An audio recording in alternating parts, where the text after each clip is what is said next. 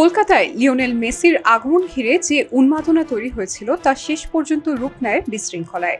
বহু প্রতীক্ষিত কোর্ট কনসার্টে মেসিকে এক নজর দেখার আশায় যুব ভারতী ক্রীড়াঙ্গনে হাজির হয়েছিলেন হাজার হাজার দর্শক। টিকিটের দাম কম না হওয়ায় প্রত্যাশাও ছিল বেশি, কিন্তু মাঠে মেসি প্রবেশের পর থেকে পরিস্থিতি দ্রুত নিয়ন্ত্রণের বাইরে চলে যায়। ছবি তোলার উন্মাদনায় নিরাপত্তা বলয় ভেঙে পড়তে থাকে, এক পর্যায়ে আহত হওয়ার ঘটনাও ঘটে।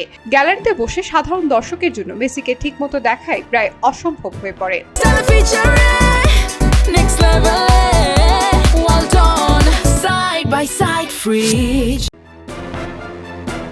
এই অনুষ্ঠান ঘিরে বাড়তি আকর্ষণ ছিল বলিউড তারকা শাহরুখ খানের উপস্থিতি। নিজেই জানিয়েছিলেন মেসির সঙ্গে দেখা করতে তিনি শহরে আসবেন এবং যুব ভারতীয়তে উপস্থিত থাকবেন। অনুরাগীদের আশা ছিল দুই তারকাকে একসঙ্গে মাঠে দেখা যাবে, কিন্তু সেই প্রত্যাশা পূরণ হয়নি।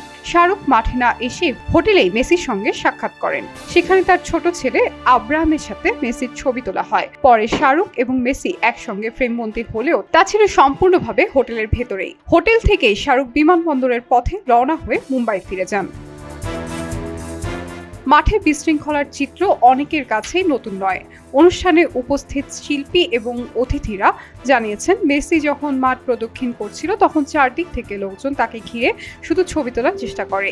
এই দৃশ্য অনেকটা আইপিএল এর সময় শাহরুখ খানের মাঠে প্রবেশের মতোই। বিদেশে এমন অভিজ্ঞতার অভ্যস্ত না হয় মেসিও স্পষ্টতই বিচলিত হয়ে পড়েন। নিরাপত্তার ঝুঁকি বাড়তেই তিনি দ্রুত মাঠ ছাড়ার সিদ্ধান্ত নেন। এই ঘটনার সবচেয়ে বেশি হতাশ হয়েছেন সাধারণ দর্শকরা। আবেগ, উন্মাদনা আর ক্যামেরার ভিড়ে অনুষ্ঠানটির মূল উদ্দেশ্য যেন হারিয়ে যায়। স্বাভাবিকভাবে নিরাপত্তা ব্যবস্থাপনা নিয়ে প্রশ্নও উঠেছে।